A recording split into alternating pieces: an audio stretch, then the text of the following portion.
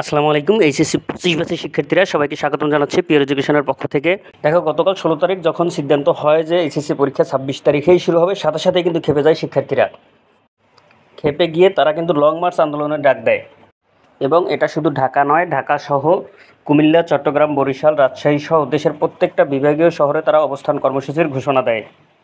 ঘোষণা অনুযায়ী তারা কিন্তু সায়েন্স ল্যাবে দেখো জড়ো হওয়া শুরু হয়েছে, শিক্ষার্থীরা কিন্তু আস্তে আস্তে জড়ো হচ্ছে। অনুরূপভাবে দেশের প্রত্যেকটা বিভাগীয় শহরেও কিন্তু শিক্ষার্থীরা তাদের কর্মসূচি পালন করতেছে। শিক্ষার্থীরা জানায় এই কর্মসূচি হবে তাদের চূড়ান্ত হুঁশিয়ারি। এরপরেও দাবি না মানলে দেশজুড়ে বৃহত্তর ছাত্র আন্দোলনের ডাক দেওয়া হবে। এবার শিক্ষা বোর্ডের টনক নড়বে। আশা করি তারা বড় কোনো ছাত্র আন্দোলন আর চাইবে না।